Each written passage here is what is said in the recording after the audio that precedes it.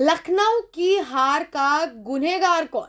देखिए, जिस तरीके से ऋषभ पंत इस पूरे सीजन में आए हैं, जिस तरीके से बल्लेबाजी कर रहे हैं और जिस तरीके से कप्तानी कर रहे हैं, तो लखनऊ की मैनेजमेंट और उनके फैंस के लिए इस समय सबसे बड़े गुनहगार तो हैं ऋषभ पंत। दिल्ली कैपिटल्स के खिलाफ जब मैच की शुरुआत करी थी तो देखिए गोल्डन डक पर आउट हुए थे। 27 करोड़ का बिकने वाला खिलाड़ी पहली ही मैच में 0 पर आउट हो गया था। और उसके बाद बात करें सनराइजर्स हैदराबाद के मैच की, तो भी निकोलस पूरन की धुआंधार पारी की वजह से जो टीम की शान थी वो बच गई थी। यानी कि जहां पर भी ऋषभ पंत को अपने स्किल्स को प्रूव करने की जरूरत पड़ रही है, वहां पर ऋषभ पंत कंप्लीटली फ्लॉप हो रहे हैं। हमेशा हम ऋषभ पंत और केएल राहुल में कंपैरिजन करते हैं। जब चैंपियंस ट्रॉफी में ऐसा कंपैरिजन देखने को मिला, T20 वर्ल्ड कप में ऐसा कंपैरिजन देखने को मिला, हर जगह फैंस यही कंपीट करते हैं that it should be Rishabh Pant over KL Rahul. लेकिन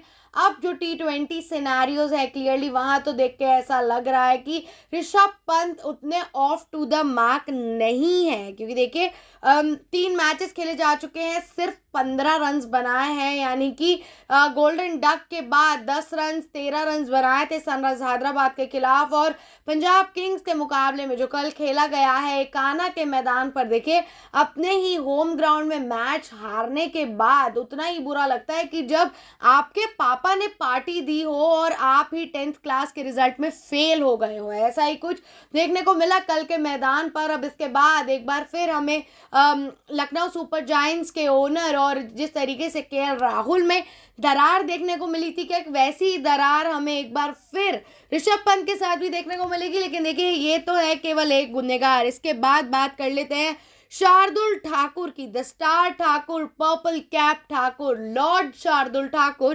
3 over 39 runs without a wicket, यानी कि पिछले मैच में हीरो बने थे, इस मैच में वापस से 0 बन गए हैं शार्दुल ठाकुर। क्योंकि जब शार्दुल ठाकुर को नहीं लिया गया था और सनराइजर्स के मुकाबले में उन्होंने 4 विकेट्स चटकाए, तो सबका यही कहना था दैट या it's high time where lord Shardul Thakur is back. But I think it's too early to जज that whether lord Thakur is back और नॉट। क्योंकि कल के ही मैच की परफॉर्मेंसेज ने बता दिया है कि भैया हाँ, it gonna take some time for Lucknow Super Giants to bounce back. लेकिन देखिए इसके साथ साथ रवि बिश्नोई 3 ओवर और 43 रन, यानी कि सिर्फ एक गुनहगार नहीं है, आपका कैप्टन कैप्टेंसी नहीं कर पा रहा है और आपके जो प्लेयर्स है वो भी सब आउट ऑफ फॉर्म है। देखिए मिच मार्श एक मैच में हीरो होते हैं, अगले में 0 बन जाते हैं। मिच मार्श एक बार डक पर आउट हो गए, उसके बाद एडन माकरम आए, एडन माकरम सेट होने के बाद 28 रन पे आउट हो गए।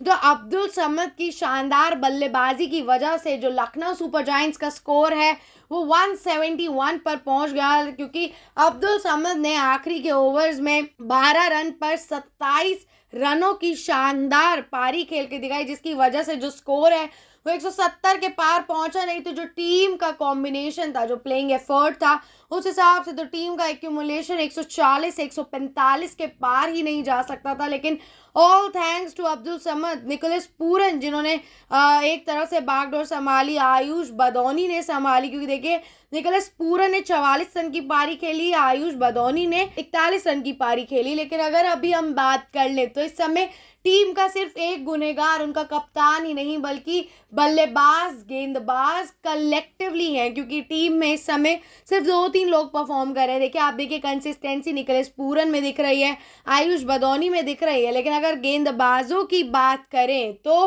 काफ़ी ज़्यादा ज़रूरत है लखनऊ को देखने की। जब डगआउट में आप देखते हैं जहीर खान को, तो आपको लगता है कि जहीर खान जैसा मेंटर हो तो टीम का bowling lineup off to the mark होगा। लेकिन ये लोग टॉप टू बॉटम काफ़ी ज़्यादा इनको काम करने की ज़रूरत है। कल के मैच में सिर्फ 2 विकेट्स ले पाई थी लखनऊ सुपर जायंट्स। दिग्विजय सिंह जिन्होंने 4 ओवर में 30 रन देके 2 विकेट्स लिए, यानी कि young lad, Delhi Premier League से नाम चढ़ा था। लखनऊ ने 30 लाख में खरीदा था और उन्होंने ही कल के मुकाबले में 2 विकेट चटकाए। यानी कि 5 जो बड़े गुनहगार हैं, सबसे पहले आ जाते हैं ऋषभ पंत, उसके बाद Mitchell Marsh, Aiden Markram, Shardul Thakur और इसी के साथ साथ रवि बिश्नोई। ये 5-6 ऐसे खिलाड़ी हैं जिन पर टीम अपनी जीत के लिए काफ़ी ज़्यादा रिलाई करती है। खैर, आप सबको क्या लगता है, लखनऊ सुपर जायंट्स का जो रवैया चल रहा है उसके हिसाब से क्या लखनऊ प्लेऑफ तक भी क्वालिफाई कर पाएगी या नहीं, वो हमें कमेंट्स करके बताइए। और ऐसे इंटरेस्टिंग वीडियोस के लिए न्यूज़ 15 के पेज को सब्सक्राइब करना ना भूलें।